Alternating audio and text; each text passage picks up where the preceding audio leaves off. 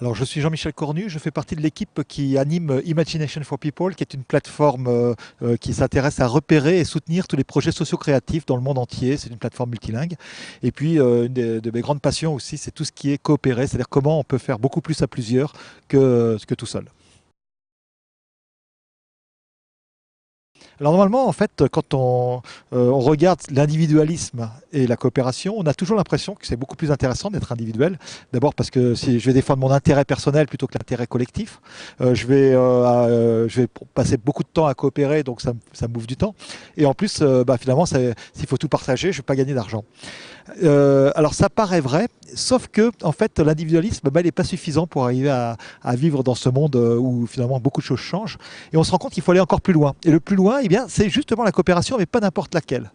La première chose, c'est que plutôt que de dire est-ce que je défends mon intérêt ou l'intérêt collectif, eh bien, on peut très bien essayer de trouver des astuces pour faire converger l'intérêt, mon intérêt individuel et mon intérêt collectif. D'ailleurs, au passage, l'intérêt collectif, c'est souvent mon intérêt à long terme et mon intérêt individuel, c'est souvent mon intérêt à court terme. Mais il y a des petites astuces. Par exemple, voir les choses à long terme, mettre de l'abondance. Enfin bref, un certain nombre de choses qu'on sait faire aujourd'hui pour faire en sorte que mon intérêt aille dans le sens de l'intérêt collectif. Et à ce moment-là, eh bien, j'ai pas de problème de choisir entre les deux. Deuxième aspect, est-ce que ça va prendre du temps? Alors c'est vrai que coopérer, ça prend du temps, mais on peut coopérer de façon intelligente en prenant le moins de temps possible, et il y a des façons de le faire, et puis surtout en gagnant le plus de temps possible, parce que quand on mutualise, eh bien on gagne tous du temps. Donc c'est la deuxième question qu'il faut se poser pour que ça soit intéressant de coopérer, c'est comment faire en sorte que ça me fasse gagner du temps plutôt que ça m'en prenne.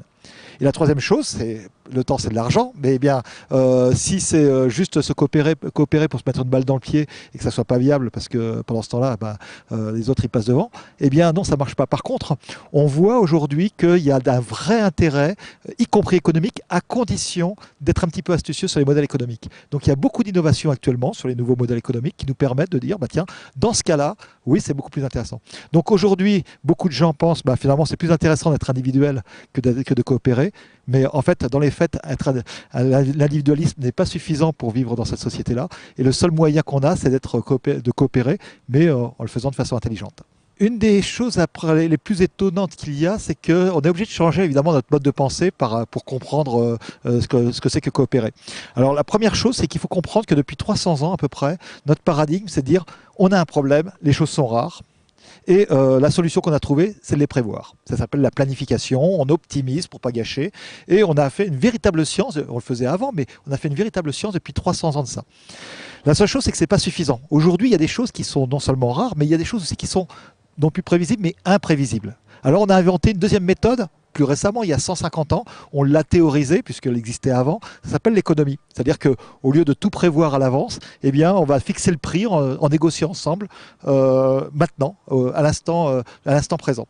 Alors ça marche pas mal, mais c'est un peu aveugle ce système-là parce que c'est un mécanisme un peu automatique. Et il existe une troisième méthode, une troisième approche, et les trois approches sont complémentaires, c'est de dire, puisque les choses sont imprévisibles, et surtout dans l'innovation, tout est imprévisible, dans les êtres humains, tout est imprévisible, et heureusement, eh bien, une des solutions, c'est d'avoir une abondance de choix et de choisir après. Je ne sais absolument pas qui va inventer la meilleure idée, c'est pas forcément la personne que j'ai sélectionnée et que j'ai mis dans mon laboratoire, eh bien, je vais prendre toutes les idées pas peur partout, je vais les repérer, et a posteriori, on va essayer de prendre les choses.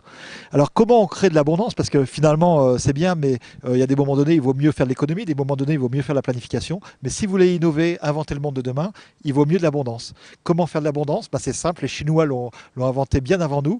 Ils avaient un petit proverbe qui disait tu donnes du poisson à une personne, il mangera un jour, apprends lui à pêcher, il mangera toute sa vie.